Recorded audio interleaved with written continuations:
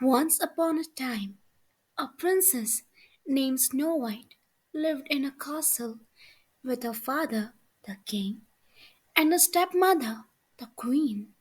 Her father always reminded his daughter that above all else, a royal family must be fair. He said, people over all the land come to the castle to settle disputes. The ruler must hear each side and make a decision that is fair. The queen, Snow White's stepmother, knew how important being fair was to her husband. She went to her magic mirror and asked, Mirror, mirror, on the wall, who is the fairest of them all? Snow White is the fairest of them all, said the magic mirror. What? Shouted the queen in surprise. No one is more fair than I. The queen must be the best at everything. What's more fair than that? Snow White is fairest of them all, stated the magic mirror again. The queen shook her fist. What do you mean? What do you know? You're a mirror. She threw a blanket over the mirror and stormed off. Still, the queen was bothered, so much so, the queen decided to be rid of the girl once and for all.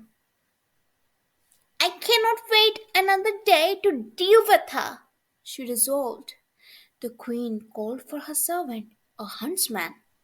Pointing her long fingernail at him, she said, Tomorrow, find a reason to take Snow White deep into the woods and kill her. The huntsman was shocked, but she was the queen. What could he do? The next day, he took Snow White into the woods. As he drew his knife to slay her, Snow White turned around. Look, she said. She took from her pocket 6 perfect animal shapes carved of wood. I made them for you. Snow White, cried the huntsman, dropping to his knees. I cannot do this. You must accept them. They are a gift, said Snow White. That's not what I meant, said the servant. How can I say this? The queen, your stepmother, ordered me to kill you. The huntsman dropped to his knees. But I cannot. She what? Snow White called out with alarm. You must run away, said the huntsman. Far away now, and never go back to the castle. Snow White turned and ran into the woods as fast as she could. Deeper and deeper into the woods she ran. Wolves were starting to howl.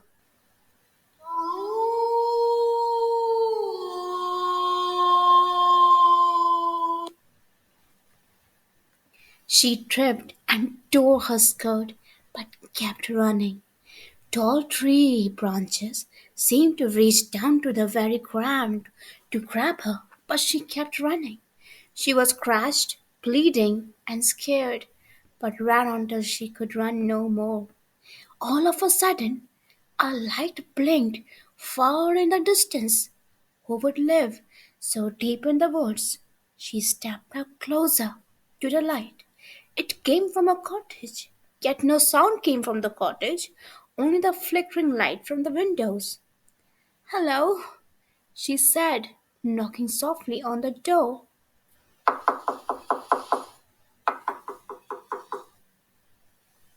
Hello? No answer. The door was a little bit open. She opened it some more and stepped in. Hello?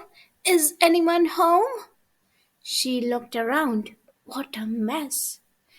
Maybe if I clean up around here, she thought. The ones who live here let me stay here tonight. and she claimed she thought of someone. Before her father married the queen, her stepmother, she and a prince who lived in a neighborly kingdom were spending time together. When he visited, they would take walks in the royal garden, tell each other stories of life at court, and laugh at the oddities that was the life they led. However, once her father remarried, her stepmother made a new rule: no more visitors. It wasn't seemly, she said in a firm voice. Now the prince had to slip over the castle gate in secret. The prince would call out to her from under her bedroom window, and they could talk a bit that way. They had to keep their voices low, so it wasn't as good as walking in the royal garden, but it was the best they could manage. She fretted if she never returned again to the castle. Would she ever see him again? What would he think of her when he came to visit and she was no longer there? After Snow White cleaned up the living room, she climbed a ladder to the attic. Upstairs, 7 little beds, sized as if for children, were lined up in a row. Tired from cleaning, Snow White yawned and lay directly across all 7 beds before she could even stretch out her arms. She was fast asleep. In the meantime, the 7 dwarfs were headed home from a long day of working in the jewel mines. When they opened the door,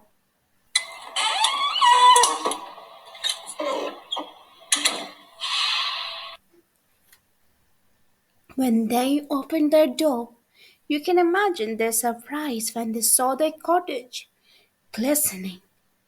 "What kind of magic is this?"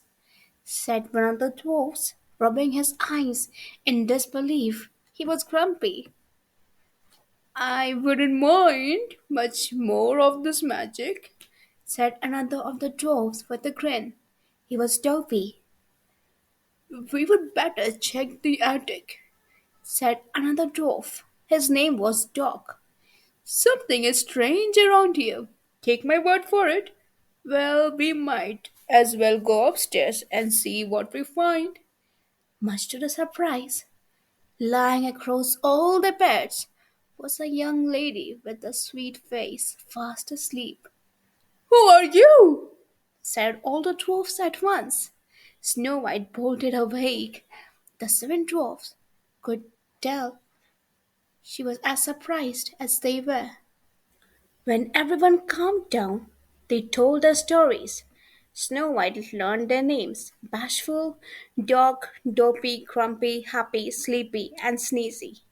She told them all about her life in the castle and her stepmother, that her stepmother had tried to get the huntsman to kill her, that the huntsman told her she must escape into the woods and that she could never go back home again.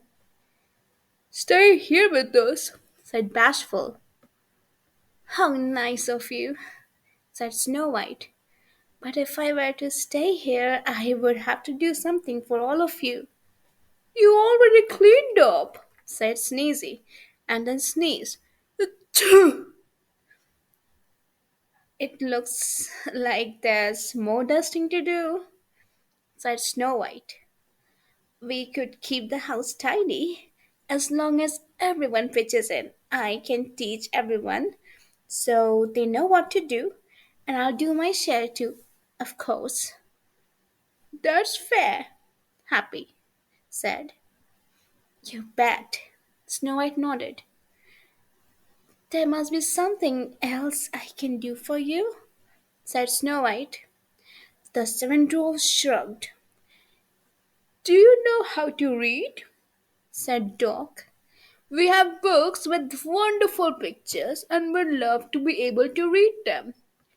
So it was agreed that Snow White would teach them all to read. To celebrate their new friendship, Snow White and the seven dwarfs sang and danced the night away.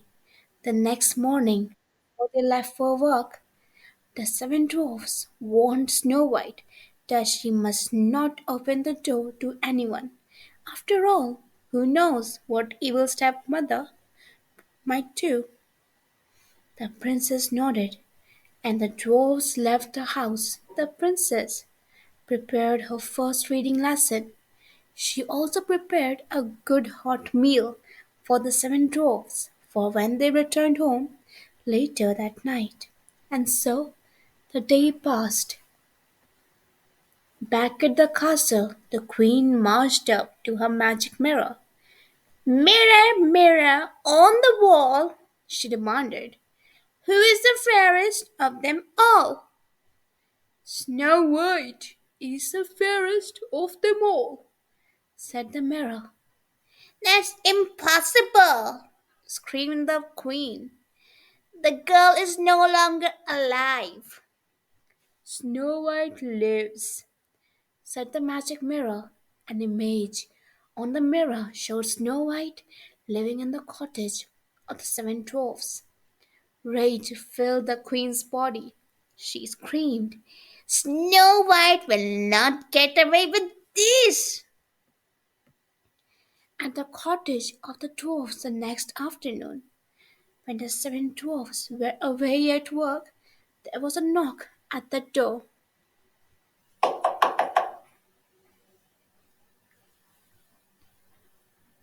Who is it? Said Snow White. She remembered the warning of the seven dwarfs not to open the door to anyone. It's only a poor old woman, came a squeaky voice, selling apples. Yet, in fact, it was the evil queen disguised as an old woman. It's raining outside, dearie, said her voice through the door. Please let me in. Poor thing, thought Snow White, having to go door to door selling apples in the rain. She opened the door.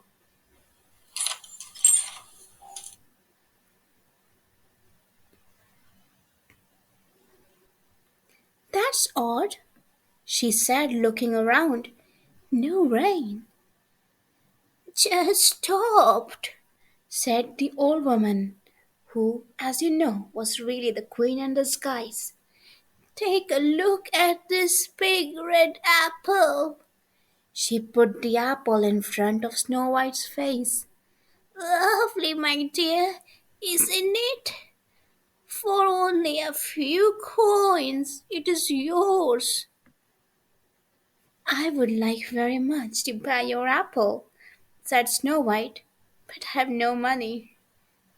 That's fine. Comb in your hair will make a good trade, said the old woman. All right then, said the Snow White. She gave her comb to the old woman and took the apple in return. Snow White took a big bite, but alas, the fruit was poisoned. At once Snow White swooned to the ground, where she fell into a very deep sleep. She is down! Shouted the queen, pumping the air with her fist. Just then the door flew open.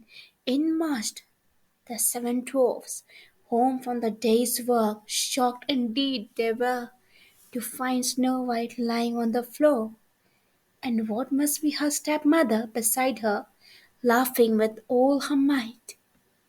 The seven dwarfs chased the evil queen out the door and into the storm, up to the next top of a mountain. They chased her, when all of a sudden lightning hit the mountain. The queen fell, and she was never seen again. But nothing could help the poor Snow White. She stayed absolutely still in her deep sleep. The seven dwarfs gently lifted her into a glass coffin. Day and night they kept watch over her weeping for sorrow. One day, the prince happened to ride by the dwarf's cottage. Ever since he learned that Snow White was missing at the castle, he knew something must be terribly wrong. He hopped on his horse and had been searching for her ever since. Now he finally found her, but in such a state. The prince lifted the lid to the glass coffin. Her face seemed so fresh. Even in that deep sleep, the prince gently took one of Snow White's hands in his own and kissed it. At once, Snow White's eyes opened with love's first kiss. The evil queen's spell was gone forever. The seven dwarfs let out a big cheer. The prince and Snow White leaned towards each other, delighted to find each other again. They smiled. Now, nothing stood in the way for Snow White and the prince to be together. They bid a fond farewell to the seven dwarfs and returned to the prince's kingdom where they could be safe and live free. Before long, they were married and lived happily ever after. Hi guys, thank you for watching my videos, and if you liked my storytelling, then please do like, share and subscribe, and please recommend my videos to your friends. It will really motivate me and help me grow. And also, I have made videos on other fairy tales like Cinderella and Rapunzel and Barbie stories. So please go ahead and give a try to those too. And thank you so much again for watching my videos. And please come back for some more. Bye. Have a very nice day. Thank you again.